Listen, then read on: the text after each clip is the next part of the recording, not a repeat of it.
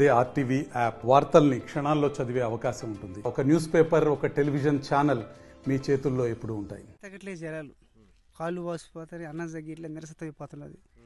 ఇప్పుడు ఇంచుమించు 10-15 రోజులు రేసి అన్నం తిని కాళ్ళు తోడు వాసిపోయి నిలబడిన శక్తి కూడా లేకుండా పోతున్నది. వాసిపోతున్నాయి కాళ్ళు. ఊరు మా ఊరు దామాని గ్రామం మొత్తం ఇదే పరిస్థితిలో ఉండదు.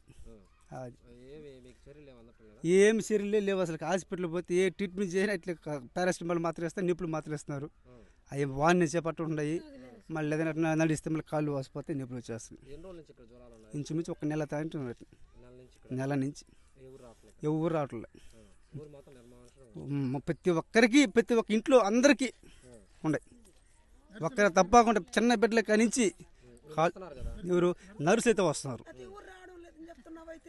మీరా? మా ఊరు దామానెల్లూరు, సూళూరుపేట మండలం. నా పేరు ధనంజయులు. ఇక్కడ గ్రామాల్లో ఉన్నటువంటి వారందరికీ ఈ కాళ్ళు నొప్పులు, కీళ్ళు నొప్పులు, జ్వరాలు విపరీతంగా మరి నడవలేని పరిస్థితుల్లో ఉన్నటువంటి జ్వరాలు అందరికీ వచ్చున్నాయి.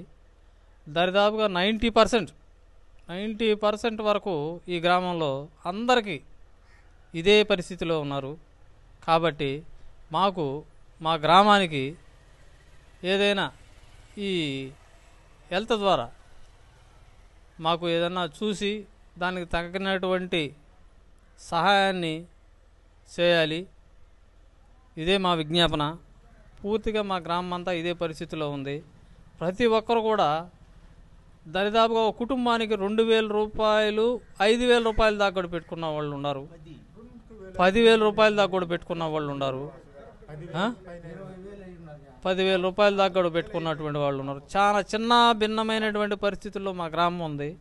కాబట్టి దీన్ని హెల్త్ ఆఫీసర్ల దృష్టికి తీసుకుపోయి మా గ్రామానికి ఏదన్నా దీనికి సంబంధించినటువంటి ఇంజక్షన్లు అయినా కానీ నివారణ చర్యలు చేపట్టాల్సిందిగా ప్రభుత్వం వారిని కోరుతున్నాం. ఈ దామానెల్లూరు గ్రామంలో దరిదాపుగా 500 మంది ఉన్నారు. 500 మందిలో దరిదాపుగా 450 మందికి గ్యారెంటీగా ఉంది. ప్రభుత్వం తరపున ఎలాంటి సహాయక చర్యలు అందినాయంటే ఒకరోజు వచ్చారు, బ్లీచింగ్ వేశారు, వెళ్ళిపోయారు. బ్లీచింగ్ కూడా కాదు అది. పోతే వచ్చినారంటున్నారు, బ్లడ్ టెస్టులు చేశారంటున్నారు.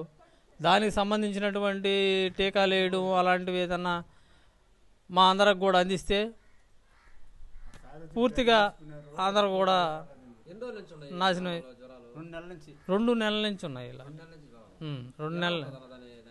దాని ఎఫెక్ట్ పూర్తిగా బాడీని పూర్తిగా కుంచేస్తుంది. నడవలేని పరిస్థితి.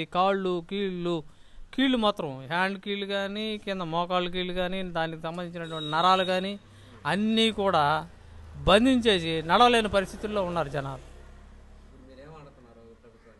ప్రభుత్వాన్ని మేము అడిగేది ఏంటంటే దీనికి సంబంధించిన నివారణ చర్యలు చేపట్టమని గవర్నమెంట్ వారికి తెలియజేస్తున్నాం. ఇది ఎమ్మెల్యే గారి దృష్టికి కూడా తీసుకుపోవాలని మిమ్మల్ని కోరుతున్నాం. మరిన్ని వీడియోస్ కోసం ఛానల్ ని సబ్స్క్రైబ్ చేయండి. లేటెస్ట్ అప్డేట్స్ కోసం వాట్సాప్ ఛానల్ ని ఫాలో చేయండి.